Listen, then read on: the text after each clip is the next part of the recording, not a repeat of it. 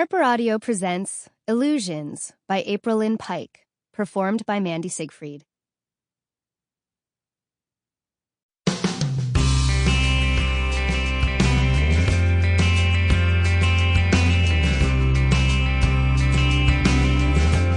Chapter 1. The halls of Del Norte High buzzed with first day of school chaos as Laurel wedged herself through a crowd of sophomores and spotted David's broad shoulders. She twined her arms around his waist and pressed her face against his soft t-shirt. "Hey," David said, returning her embrace. Laurel had just closed her eyes, prepared to savor the moment, when Chelsea caught them both in an exuberant squeeze. "Can you believe it? We're finally seniors!" Laurel laughed as Chelsea let them go. Coming from her, the question wasn't exactly rhetorical. There had been times Laurel doubted they'd make it through junior year alive.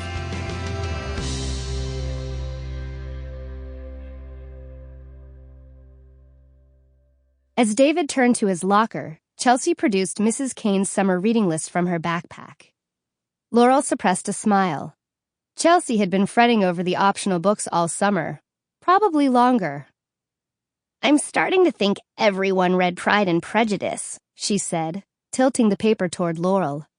"I knew I should have gone with Persuasion."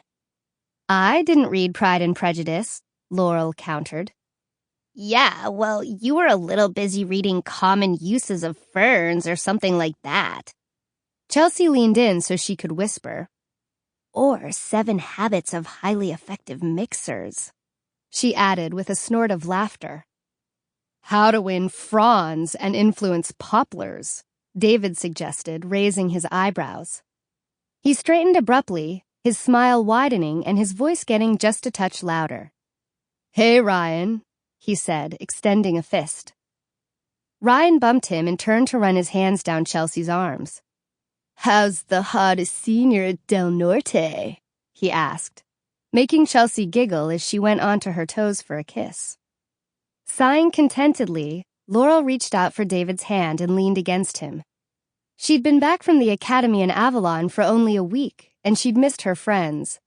More even than last year, though her instructor, Yardley, had usually kept her too busy to dwell on that. She'd mastered several potions and was closing in on more. The mixings were coming more naturally, too.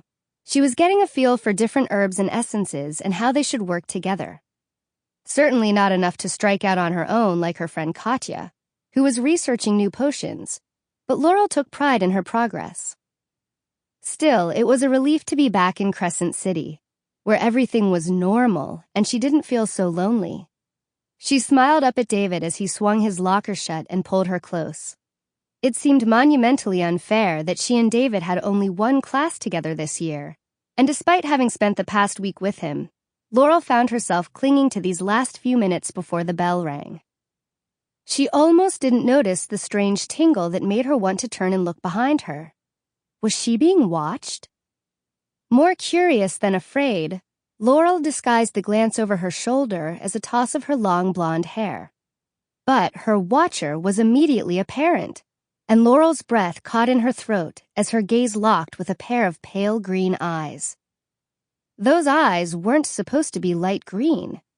They were supposed to be the rich emerald green that once matched his hair that was now a uniform black, cut short and gelled into a deceptively casual mop. Instead of a hand-woven tunic and breeches, he was dressed in jeans and a black t-shirt that, no matter how good they looked on him, had to be terribly stifling. And he was wearing shoes. She'd hardly ever seen Tamani wearing shoes. But light or dark, she knew his eyes. Eyes that featured prominently in her dreams, as familiar to her as her own, or her parents', or David's. As soon as their eyes locked, the months since she'd last seen Tamani shrank from an eternity to an instant.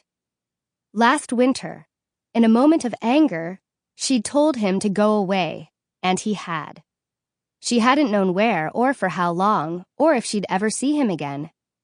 After nearly a year, she had almost gotten used to the ache she felt in her chest every time she thought about him. But suddenly, he was here. Almost close enough. Sample complete. Ready to continue?